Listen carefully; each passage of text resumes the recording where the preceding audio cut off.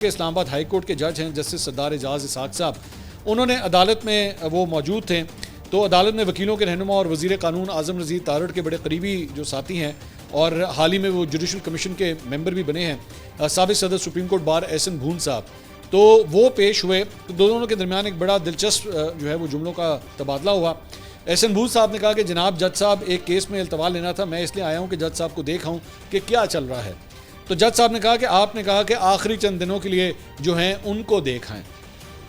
तो मतलब ये जो रिमार्क था जज साहब की जानिब से, इससे भी मतलब एक ये तासुर मिल रहा था कि जैसे वो ये कह रहे हैं कि आप सिर्फ ये देखने आए हैं कि हमारे आखिरी चंद दिन बतौर जज जो हैं वो यहाँ पे किस तरह चल रहे हैं।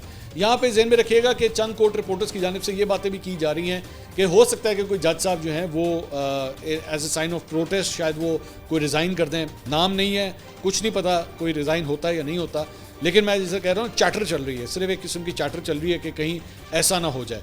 तो उसी सिलसिले में जो है ये आज जुमलों का तबादला भी हुआ है इस्लामाबाद हाई कोर्ट के अंदर।